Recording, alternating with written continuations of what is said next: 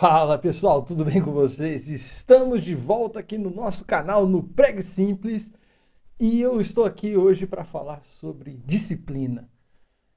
Jamais chegaremos a algum lugar na nossa vida sem disciplina, seja nas artes, nos negócios, seja na atividade física, seja na cultura. Quanto mais ainda se não tivermos disciplina nas questões espirituais. E é sobre isso que eu quero falar com você hoje.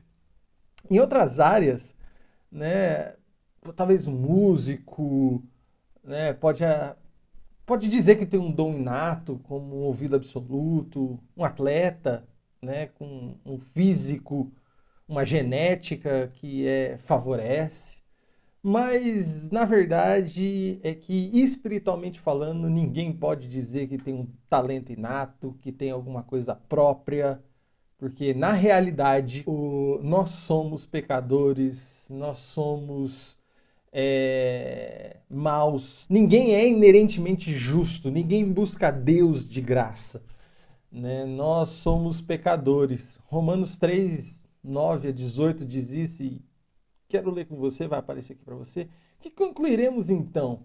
Estamos em posição de vantagem? Não. Já demonstramos que tanto judeus quanto gentios não estão debaixo do pecado. Como está escrito, não há nenhum justo, nenhum sequer. Não há ninguém que entenda, ninguém que busque a Deus, todos se desviaram, tornaram-se juntamente inúteis. Não há ninguém que faça o bem, não há nenhum sequer. Suas gargantas são como túmulo aberto, com suas línguas enganam, veneno de serpentes está em seus lábios, suas bocas cheias de maldição e amargura. Seus pés são ágeis para derramar sangue, ruína, desgraça, marcam seus caminhos e não conhecem o caminho da paz. Aos seus olhos é inútil temer a Deus. Então, Paulo ele fala muito sobre essa questão da disciplina, né? Então, principalmente com relação a Timóteo, ele fala sobre a questão da disciplina espiritual, sobre exercita-te pessoalmente na piedade. Isso nós vemos em 1 Timóteo 4,7.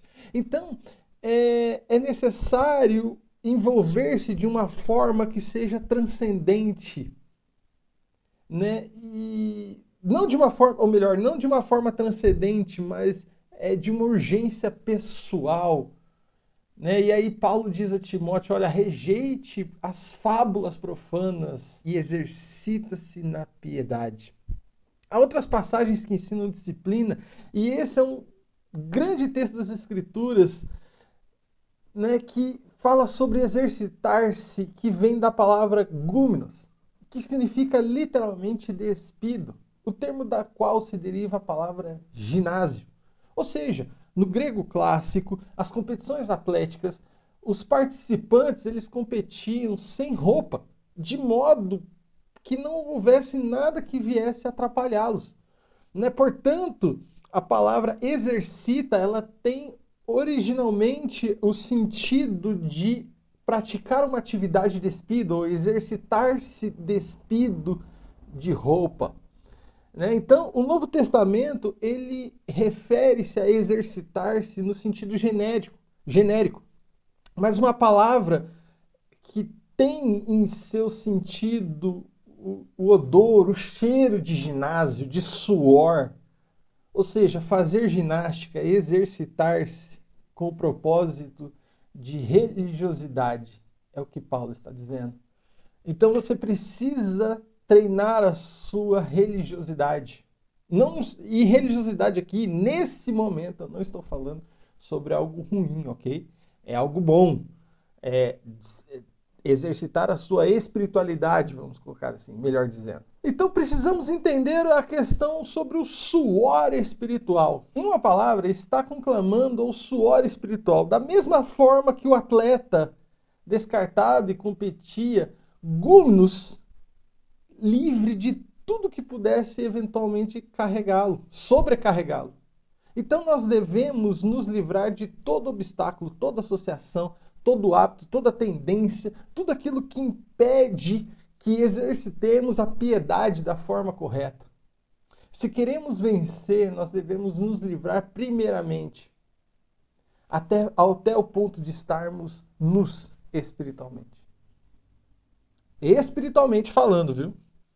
O autor de Hebreus diz algo muito interessante, Hebreus 12:1, vamos ler.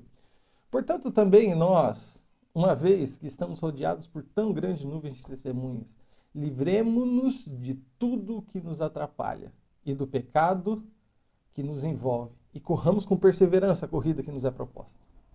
Jamais chegaríamos em algum lugar espiritualmente sobrecarregados. Precisamos de um livramento das coisas que estão nos atrasando. Essas coisas fazem parte da nossa vida e isso nós precisamos nos livrar.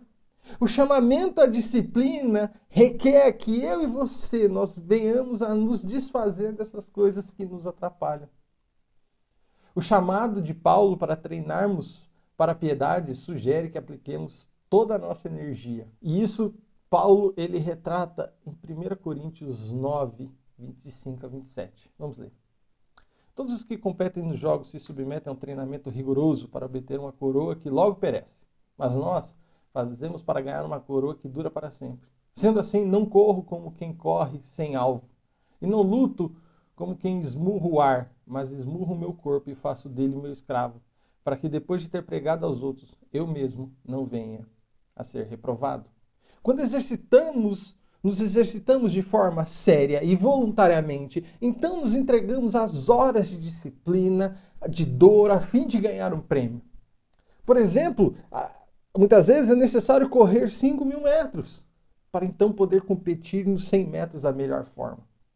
Talvez esse não seja o melhor exemplo, até mesmo porque eu não sou um profissional de educação física, mas o que eu quero te dizer é que às vezes você precisa fazer muito mais além.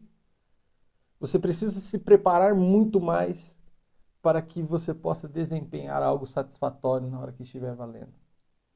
Então, a vida com Cristo, ela é realmente cheia de suor. Sem compromisso não há maturidade. Sem disciplina não há discipulado. E sem suor não há santidade. Mas então você pode se perguntar, mas beleza, por que as disciplinas? Por duas razões. Primeiro, no mundo e na igreja, as pessoas de hoje, os cristãos são a esperança, mas não a regra. Isso é válido para homens, mulheres, para líderes religiosos. Não podemos nos isentar e dizer que sempre foi assim. Na verdade, não foi.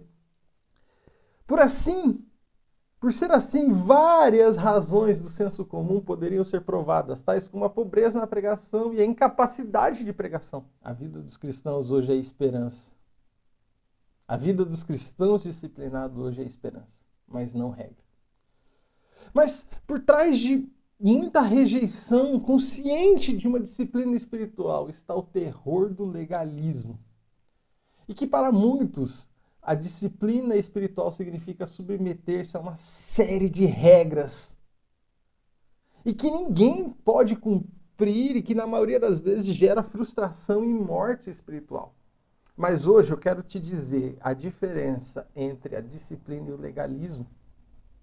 A diferença está na motivação. O legalismo, ele é egocêntrico e a disciplina é cristocêntrica, mantém Cristo no centro. O coração legalista diz assim, olha, eu vou agir de tal forma para que eu tenha um mérito para com Deus. Eu vou agir de tal forma para que eu possa alcançar alguma coisa. A segunda razão é que as pessoas não estão inclinadas ou disciplinadas espiritualmente a buscar alguma coisa. Um estudo realizado no meio evangélico lá nos Estados Unidos disse que 85% dos que leem livros tradicionais, livros devocionais, são de crentes tradicionais, mais antigos. A nova geração não está lendo. E ainda desses 85%, a maioria dessas pessoas são mulheres. Ou seja, os homens praticamente não fazem. Então aqui vai um apelo. E um apelo que Paulo faz a Timóteo. 1 Timóteo 4, 7 e 8. Rejeite, porém, as fábulas profanas de velhas e exercite-se na piedade. O exercício físico é de pouco proveito. A piedade, porém, para tudo é proveitosa. Porque tem promessa de vida presente, da vida presente e da futura. A disciplina fará algo diferente conosco. A disciplina, ela fará uma enorme diferença. Como os cristãos somos elevados ou rebaixados por aquilo que nós demonstramos de forma exterior. Ou seja, você certamente conhece alguém, você conhece algum irmãozinho da igreja, que é aquele irmão que é pura alegria. Você chega, você encontra e ele te coloca para cima. Ele pode até não estar tão bem, mas ele acaba te colocando para cima. Por outro lado, tem pessoas que parecem que são uma ressaca do corpo de Cristo. É difícil. Então, o que essas pessoas estão fazendo? Estão apenas simplesmente colocando para fora aquilo que elas são, internamente. Então, se você é casado, a disciplina espiritual, ela deve servir para santificar seus filhos, seus netos, seu cônjuge, seja sua esposa, seja seu marido. Porque da mesma forma da qual você pode abençoar, você pode amaldiçoar se você não executar uma disciplina espiritual. A disciplina espiritual é um grande alimento e uma promessa de vida. Em relação à vida futura, a disciplina espiritual edifica a arquitetura da resistência da alma sobre o fundamento de Cristo. No passar do tempo, o que vai resistir é a sua disciplina espiritual. Então eu quero encerrar esse vídeo e fazer 3 perguntas para você. Primeira, será que estamos prontos para suar, espiritualmente falando? Será que estamos prontos para entrar no ginásio da disciplina de vida? Será que estamos prontos para isso?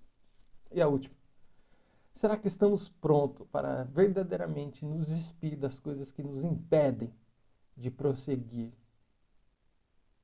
e sermos disciplinados por meio do poder do Espírito Santo? Fica aí a pergunta pra gente. Deus abençoe. Até o próximo vídeo. Estamos começando uma série em que eu vou passar por várias disciplinas. Esse foi apenas o primeiro. Te espero nos próximos.